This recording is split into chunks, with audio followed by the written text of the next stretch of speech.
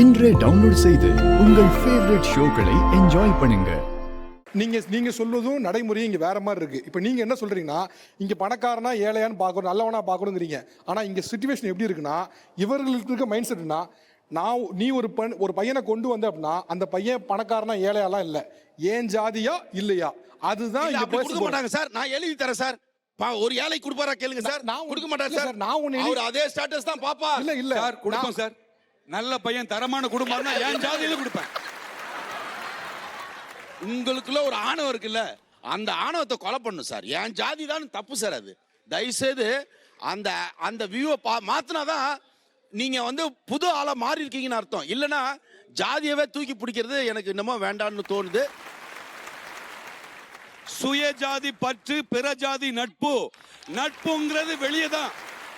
நான் உன் வீட்ல சாப்பிடலாம், நீ என் வீட்ல சாப்பிடலாம். புரியுதா? சம்பந்தம் வேண்டாங்க. சரி ஓகே, நீங்க வந்து சொல்றீங்க உங்க ஜாதி பற்றுன்னு. உங்க பையனுக்கு ஆக்சிடென்ட் ஆயிருச்சு, பிளட் ஏத்தணும்னு டாக்டர் சொல்லிட்டாரு அப்படின்னா வாட்ஸ்அப் மெசேஜ்ல எல்லாருக்கும் இந்த மாதிரி பிளட் குரூப் வேணும்னு தேவைப்படுதுன்னு மெசேஜ் வருது. எந்த சாதி பிள்ளைகளுடைய பிளட்டா இருந்தாலும் என் பையனுக்கு ஏத்துக்கன்னு சொல்லுவீங்களா? இல்ல அந்த ஆபரேஷன் நிறுத்தி வைங்க டாக்டர், என் ஜாதியில உள்ள பிளட்டா இருந்தா மட்டும் ஏத்துக்கன்னு நீங்க சொல்லுவீங்களா? அது எப்படி அந்த உங்க சாதி பற்று எல்லாத்துலயும் இருக்கணுமா இல்லையா?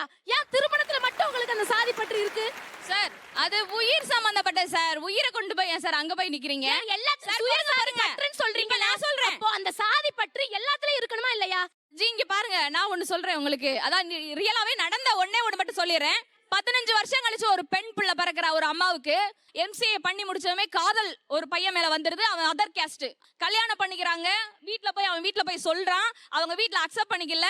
இவங்க கண்காணாத இடத்துல போய் வாழ்றாங்க 5 வருஷம். திடீர்னு ஒரு போன் கால் வருது, அவங்க அப்பாவுக்கு உடல்நிலை சரியில்லை அப்படின்னு சொல்லி அவங்க அம்மா கூப்பிடுறாங்க.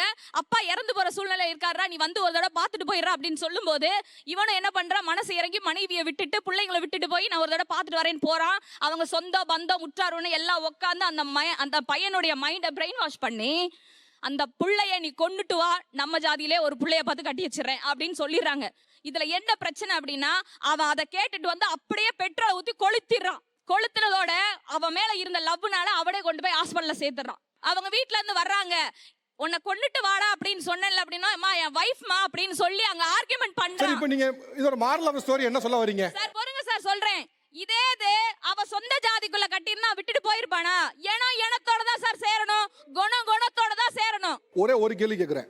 ஒரே ஜாதிக்குள்ள திருமணம் பண்ண பின்னால வரதட்சணை வேணும்னு கேட்டு தீக்குளிச்ச சம்பவம் நீங்க கேட்டதே கிடையாது. வரதட்சணைனால மட்டும்தான் தீக்குளிப்புகள் எல்லாம் நடக்குதா? அப்ப காதல் திருமணம் மட்டும் தான் நடக்குதா? சார் என்ன பேசுது? ரெண்டு பக்கமுமே இருக்கு சார். எதனால ஒரே ஜாதியில கல்யாணம் பண்ண நினைக்கிறீங்க சார்? ஒரே ஜாதியில கல்யாணம் பண்ணா குடும்பத்துல ஒத்துமை இருக்கும் சார். தேவையில்லாத அந்நியர்களோட பிரச்சனைகள் எதுவும் நமக்கு இருக்காது. இல்ல சார், அப்படி இல்ல சார். நீங்க ஜாதி வித்து ஜாதி பண்ணும்போது அதனால வீட்டுல குழப்பங்கள் வரும் சார். தேவையில்லாத சண்டைகள், பிரச்சனை வந்ததே இல்ல, டிவோர்ஸ் போனதே இல்ல. நான் அப்படி சொல்ல வரல சார். இப்போ வீட்டுல லவ் பண்றாங்கன்னு வச்சுக்கோங்களேன். இப்போ வீட்டுல வந்து சொல்லும்போது அதனால வீட்டுல அப்பா அம்மா கூட பிறந்தவங்க எல்லாருக்குள்ளேயும் அந்த பிரச்சனை யாரும் சம்மதிக்க மாட்டாங்க கண்டிப்பா. அதனால பிரச்சனைகள் வரும், மனக்கசப்பு வரும். சரி ஓகே, வேற சார் இப்போ வந்து பார்த்தீங்கன்னா நான் வந்து இன்டர்காஸ்ட் மேரேஜ் தான் சார். நான் என்னோட கணவரோட ஊரில் வந்து நான் இருக்கேன். இப்போது நீங்கள் வந்து இந்த ஜாதிக்காரங்க அப்படிங்கிறங்காட்டி இந்த இடத்துல நடக்கக்கூடாது, இங்கே வந்து தண்ணி பிடிக்கக்கூடாது அப்படின்னு சொல்லிட்டு சொல்கிறாங்க.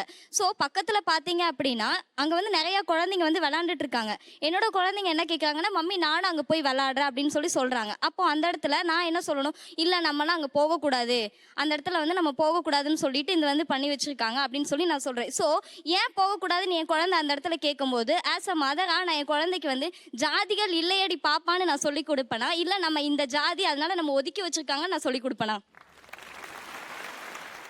அந்த அம்மா ஒன்று சொல்லுமோ ஒன்று சொன்னாங்க, நான் வந்து ஜாதி மாதிரி திருமணம் பண்ணதுனால எனக்கு நிறைய கொடுமைகள் வந்துச்சு, ஒதுக்கப்பட்டேன்னு சொன்னாங்க.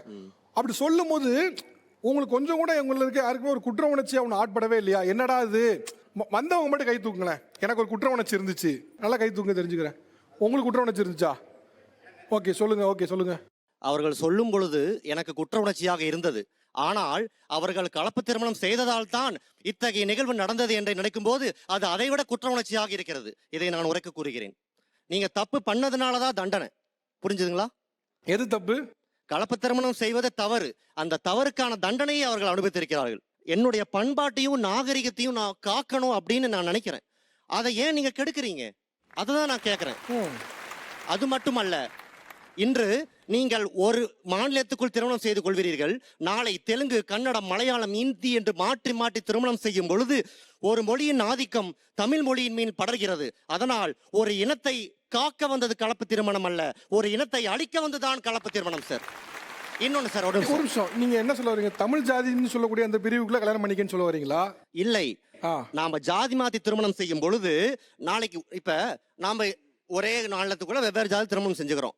நாளைக்கு ஓ இப்படியே பண்ணிட்டோமே, நாளைக்கு வேற்றுமொழி திருமணம் செஞ்சா என்ன அப்படின்னு சொல்றோம். நாளைக்கு போய் தெலுங்கு, கன்னடா, மலையாளத்துல பண்றோம். நாளைக்கு தமிழுக்கான சேஃப்டி என்ன சார்? தமிழ் தமிழ் என்று பெருமை பாடும் இந்த தமிழ்நாட்டிலே தமிழுக்கான சேஃப்டி இல்லை என்றால் என்ன சேஃப்டி இல்ல? எதுக்கு அந்த கலப்பு திருமணம் சொல்லுங்கள்.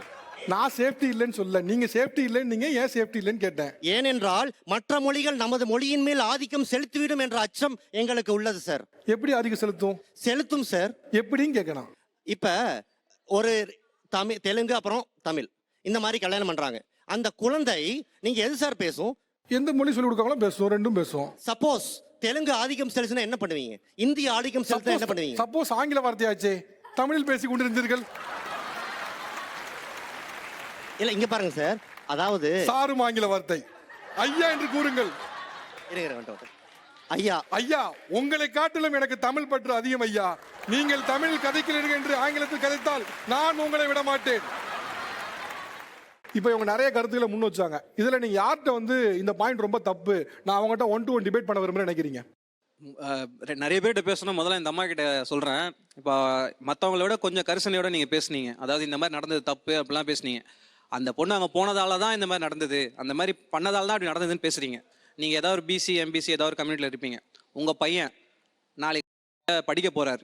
அங்கே இருக்க பசங்க, அங்கே இருக்க ஸ்டாஃப்ஸ் வந்து அந்த பையனை தொந்தரவு பண்ணிகிட்டே இருக்காங்க, படிக்க விட மாட்டுறாங்க, டார்ச்சர் பண்ணிட்டே இருக்காங்க. அந்த பையன் ஒரு தப்பான முடிவு எடுக்கிறான், சூசைட் பண்ணுறான். ஓகேங்களா? இப்போது உங்கள் பக்கத்தில் இருக்கவர், அதாவது உங்கள் பக்கத்தில் இருக்கவரேப்பா இந்த இவங்களோட பையன் அங்கே போனான்ப்பா, போயிட்டு இந்த மாதிரி ஆயிடுச்சுப்பா அப்படின்னு சொல்லிட்டு படிக்க போவாதன்னு சொல்லுவாரா? படிக்க போகாமல் இங்கே மாடு மேய்ச்சினுருன்னு சொல்லுவாரா? இல்லை அங்க இருக்கவங்க பண்ணது தப்புன்னு சொல்லி எதிர்க்கணும்னு நினைப்பாரா? யாரை குற்றவாளின்னு நீங்க சொல்லுவீங்க? அவர் சொல்றது புரிஞ்சுச்சாமா? புரிஞ்சுது சார். தொந்தரவு பண்றவங்க தான் சார் குற்றவாளி. அப்புறம் யார் குற்றவாளி? அங்க மட்டும் யாரு சார்? உங்களோட ஃபேமிலில ஏதோ ஒரு மாற்று ஜாதி திரும்ப நடந்துருச்சு, உங்களோட ரெஸ்பான்ஸ் என்னவா இருக்கும்? உங்களோட பதில் என்னவா இருக்கும்? நடந்துட்டு அதை எடுத்துக்கும். நடக்கிறதுக்கு முன்னாடி கவுன்சிலிங் கொடுப்போம். ஓ, கவுன்சிலிங். ஆமா. ஆனா இது உண்மையிலே சார், ஒரு கோர்ட்டுக்கு டைவர்ஸ் கேஸுக்கு போனாலே ஹஸ்பண்ட் ஒய்ஃபுக்கே கவுன்சிலிங் கொடுக்குறாங்க சார். இல்ல, நான் சிரிச்சது காரணம் என்னன்னா, இந்த ஜாதி வெறியில ஜாதி பற்றுலாம் கூட இப்ப நவீனம் ஆயிட்டு இருக்கு. கவுன்சிலிங் கொடுப்பேன். ஆமா. Good improvement, keep it up. Okay, உங்கள் ஃபேமிலியில வேற ஜாதி திருமணம் செய்தாங்க, உங்களோட பதில், உங்களோட ரெஸ்பான்ஸ் என்னவா இருக்கும்? இல்ல சார், எங்க ஜாதியிலே தான் நாங்க பண்ணணும்.